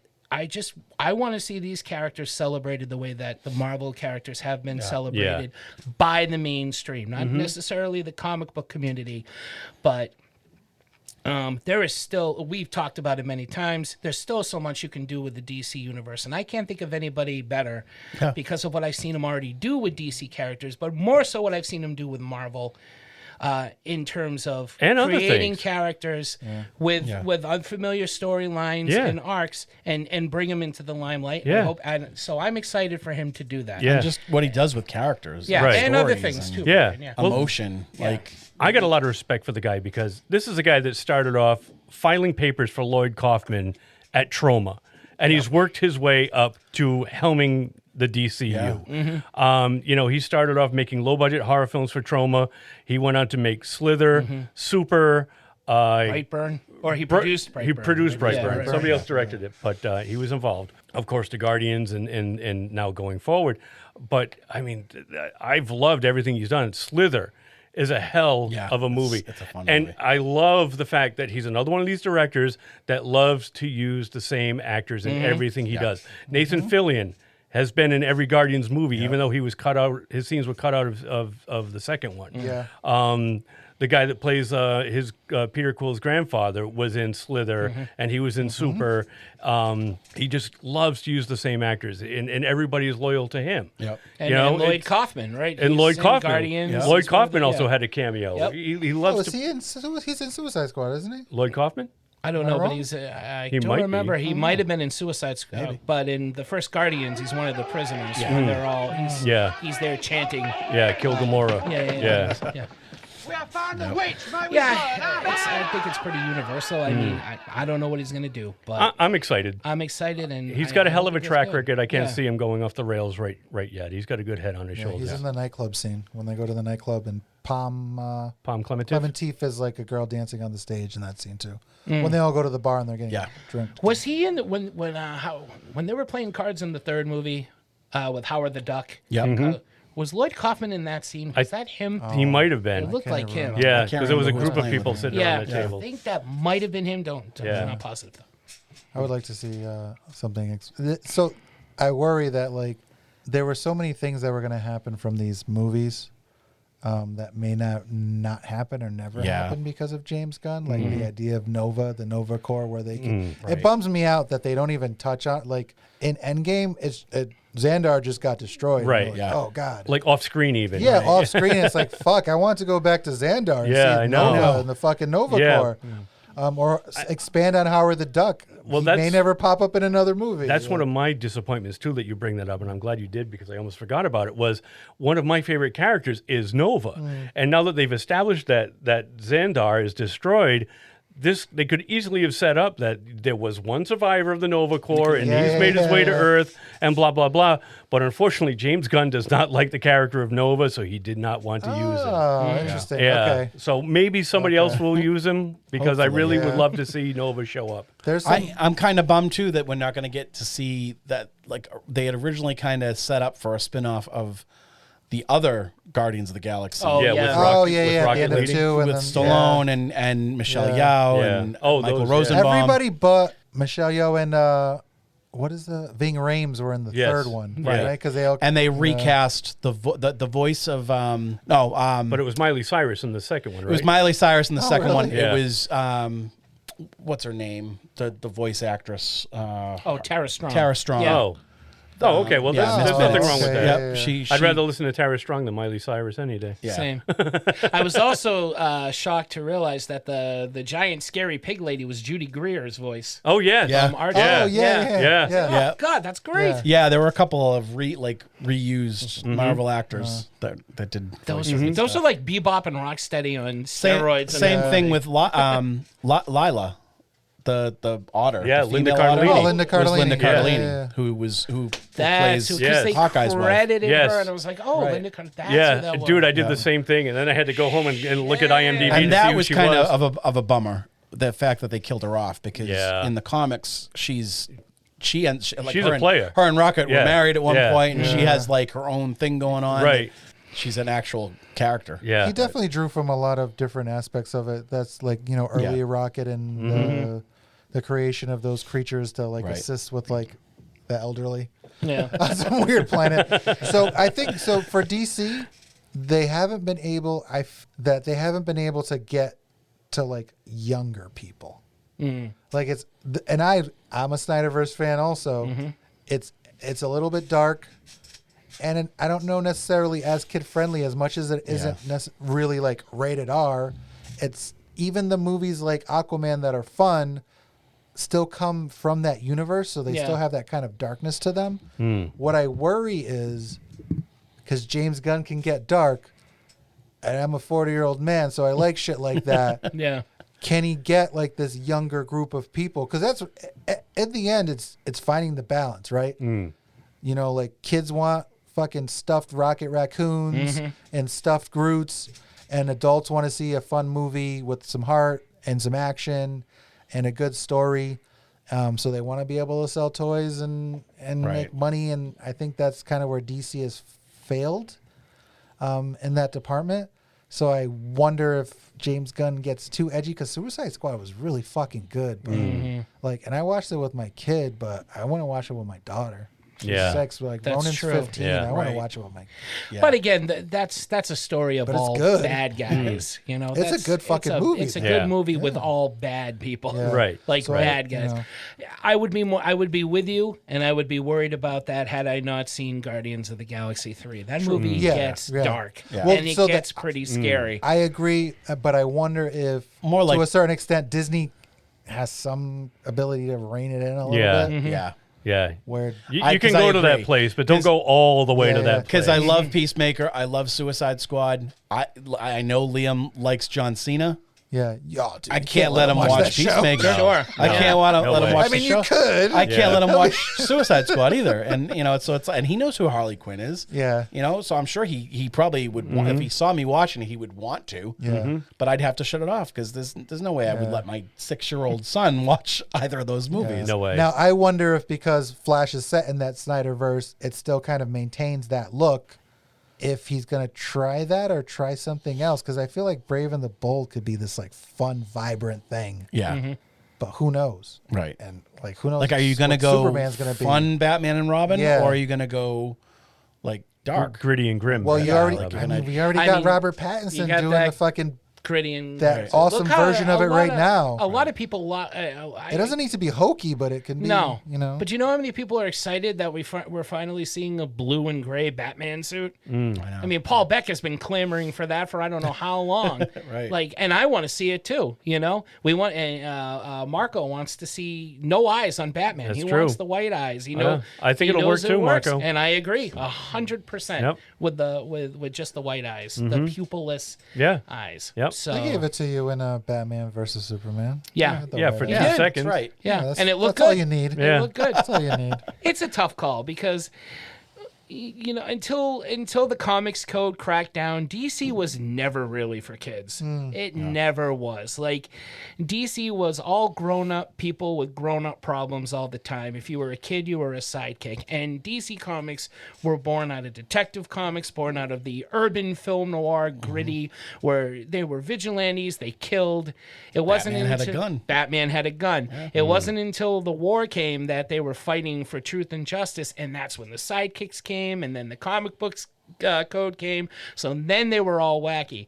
But by that point, Spider-Man comes along for Marvel. And I think, you know, Spider-Man made Marvel, even though the Marvel characters have their share of grown-up problems, they're definitely more... They're more hyper realistic. Their problems are, you know, very Spider-Man's got to save abstract. New York and like finishes his exactly. paper Yeah, for Friday exactly. and right. get a job Yeah. to help Aunt May pay Yeah. the rent. Like, And teenagers could relate to that. Right, And, yeah. So I think Marvel has always had that edge with a younger audience. I've always thought that because they had more of a connection to teenagers back then. And DC was just kind of like it was the same old, you know, he's a billionaire, he's from another planet, you know. Yeah. Or he was a scientist or a cop, you know. So I think it's very hard now. That's what she said. Or it's been hard for them to try to do what Marvel's doing for a kid-friendly thing, because the majority of heroes for DC are just so adult-based. You know, you're not gonna. Maybe you could have a stuffed Darkseid doll. I'd play with one, but but who knows? I see one all the time on the floor on Who Teen knows? Titans Go. right. We'll see. I think But then again, Teen Titans Go, Yeah. right? Yeah. They made it work. Oh my God, that was a fun-ass show. I mean, I think James Gunn's going to do a great job, but I love Sliver and I love Super.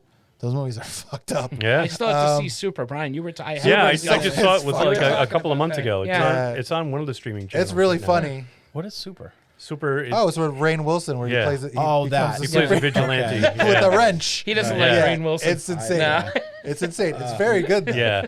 It's really good. Yeah. But it's got Michael Rooker in it. It's got Nathan Fillion in it. It's got Kevin Bacon in it. It's the pros outweigh the cons. Oh yeah. I'll watch it with you All right. sometime. We'll Yeah. cuddle and It's watch fun. it. Close my eyes when Rainn Wilson's on. Is Elliot Page in that? Yes. Yeah. Right? Yeah. But back then she was still Ellen. Yeah. DeGeneres.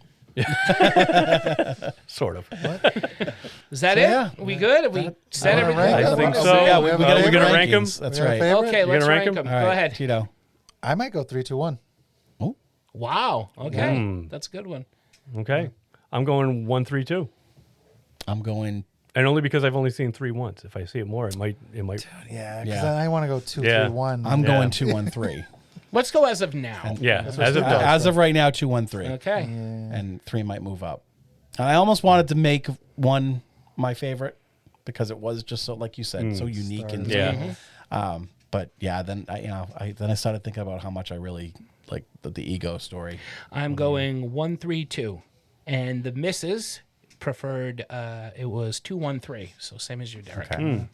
Yeah. Very good. All right. Nice. But they're all great films. Oh yeah. Yes. Absolutely. Yeah, they have, they're in other movies, but I still consider this They certainly make the spectacular rotation. trilogy. Yeah. Totally make it. Just like Captain America. Captain America, those 3 films are a great trilogy on its own. I gotta go. You know what? Honestly, I gotta go back and watch Civil War again because for whatever reason, Civil War didn't do anything for me. I know Wow. I love that movie. That was but- like Avengers 2.5. So that's the thing. Yeah, it didn't really It feel like it bums was. me out a little bit because it's more of an Avengers movie. Yeah. than a It's just Captain kind of America like, movie. They took a shortcut. You know that they're heroes. But that's they're the one not that gonna kill introduced one another. Spider-Man too. So That you gotta is give true. It that. I'm not discounting it And completely Black Panther. because of that. Huh? And Black Panther. And Black Panther. And and Ant-Man was in it, so good. But not as good. Not as good as the other two. Captain America movies I for agree. me. Winter This Soldier trilogy- was amazing.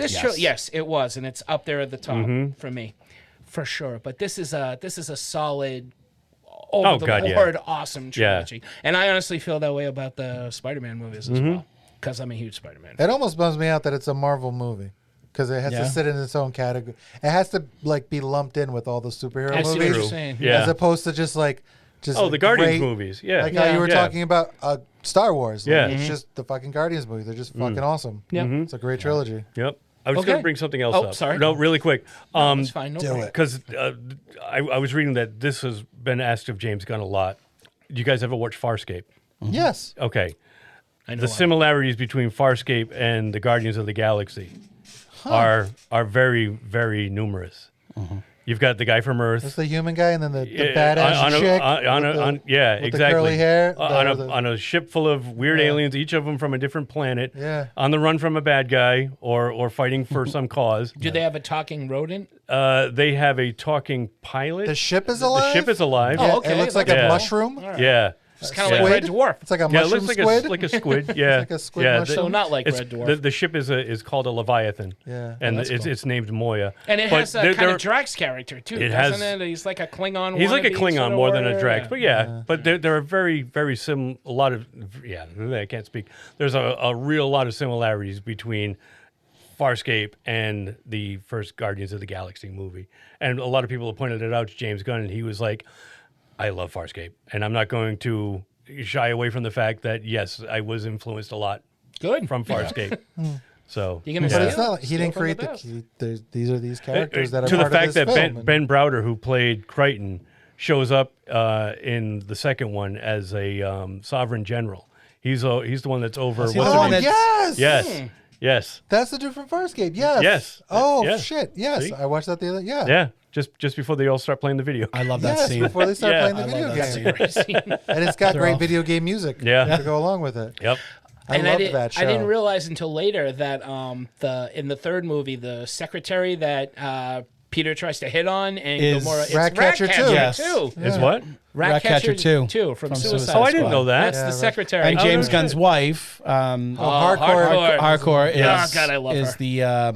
the other one that works for that. She gets shot in the sort of- leg. Yeah. Oh, no, Yeah. Oh, yes. Right. So screaming. I was like, "What's going on here?" Wow. Oh, she's See, awesome. he loves to use the same actors. Well, over it's and his over. wife. He She's got I out know, of but- shit recently because she's at the end of something. She's at the end of Shazam. And they were like, Yeah. "Oh, he's just Fury shoehorning of the his Gods. wife into everything," and it's like, "Come on, man." Well, at the time, I think it was they were trying to connect it to Black Adam, right? Because Yeah, don't and they they want- were originally want her supposed to be have- and yeah. part of the Justice Society, Right. And It was supposed to be Yeah. Hawkman and I don't know if it was Dr. Fate or one of the other Justice Society members from Black Adam. Yeah. Were supposed to be the ones that But it got recruited him. scrapped, so they threw the fucking Yeah. hardcore in. Yeah. It makes sense. Whatever. Right. You know, again, there's too much of a clusterfuck going on. Let it go and just start clean. Mm-hmm. And you know, it's a Superman thing. We've seen it before, but if you're going to start a new universe, odds are for every great series of DC movies I've read, Superman is the catalyst that needs to happen. It just needs to happen. Anyway. It never happens with Batman.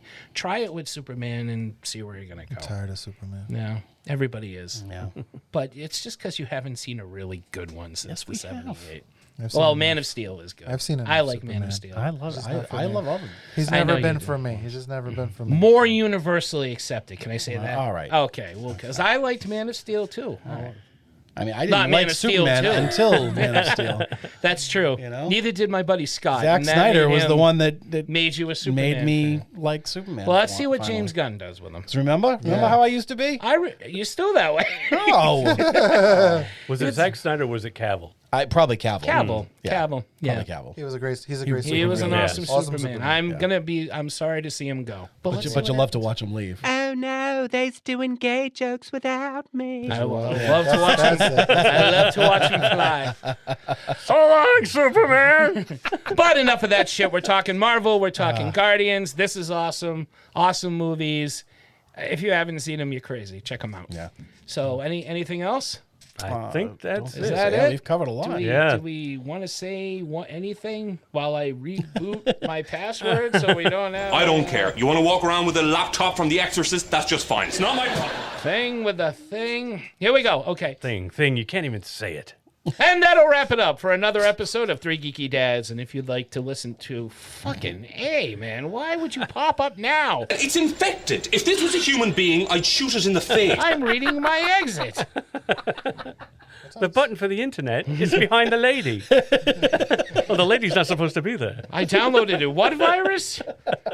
And that'll wrap it up for another episode of Three Geeky Dads. And if you'd like to listen to past episodes of our show, be it reviews, versus, or drink till it's goods, we haven't had one of those in a while. We should do that again soon. Brian, where can they go? They can go to www.3gdpodcast.com. That's www. The number 3. gdpodcast.com. And as Mark said, you'll be able to find all of our past episodes there, along with one-click buttons where you can easily subscribe to us. If you're not already a subscriber, please do so. You can hit one of those shiny buttons, and that way you will be assured to never miss an upcoming episode. Also, most importantly, please rate and review the show, either at the website or wherever you can rate and review podcasts. Just please give us a 5-star review. It would be greatly appreciated. Say a nice thing about us. That would be even better because it helps the algorithm. It also helps us. And most importantly, it helps other people when they're searching for us because the podcast playing field is getting very, very crowded. It is. And we want you to be able to find us when you're looking. Also, our email links are there along with all the links to our socials. We are on Facebook, the Instagrams, the Twitters, and we can also be heard on the YouTubes. And also important, don't forget, we also have a Ko-fi page, and that means that if you would like to make a small donation, that would also be greatly appreciated. Please and thank you. Any amount given will help keep the show going because, as we always say, podcasting is also not cheap. Thank you very much for listening, and that's pretty much it from me. Mark, back to you. Thank you, Brian. Thank you, guys. Thank you, everyone, for listening for Three Geeky Dads. It's one of those nights. Who are we? Three Geeky Dads for Three Geeky Dads. Giggity, giggity, giggity, giggity. Ooh, ee, ooh, ah, ah, ting, tang, walla, walla, bing, bang. Ooh, ee, It's like an engine stalling. That's all, folks. Holy shit. Thank you, Brian. Thank you, guys. Thank you, everyone, for listening. So, for Three Geeky Dads, I am Groot. I am Groot. I am Groot. I am Groot. Saying, keep watching the skies, because we are Groot.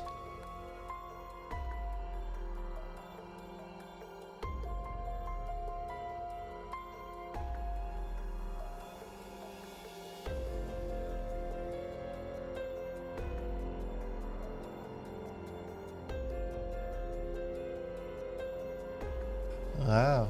Thank you, Brian. Thank you, guys. Thank you, everyone, for listening. For Three Geeky Dads, I am Mark. I'm Derek. I'm Brian. I'm Tito. Holy shit, we're all saying keep watching the skies because we are Groot. Ooh. What a great idea. Well, Thank you, Brian. Yeah, that was... That was the text I got. Not to spoil the magic. Well, I was gonna like say like I'm Brian. I am Groot. I am Groot. I am Groot. Oh. But I let's do it didn't have again. time to do that. Do you want to do it again? Let's do it again. You Okay. think that'll work Yeah. better? All right. All right. Yeah, because it worked so well the other time I've been trying to. Don't do the whole thing. Just so for Three Geeky Dads. So, for Three Geeky Dads, I am Groot. I am Groot. I am Groot. I am Groot. Saying keep watching the skies because we are Groot.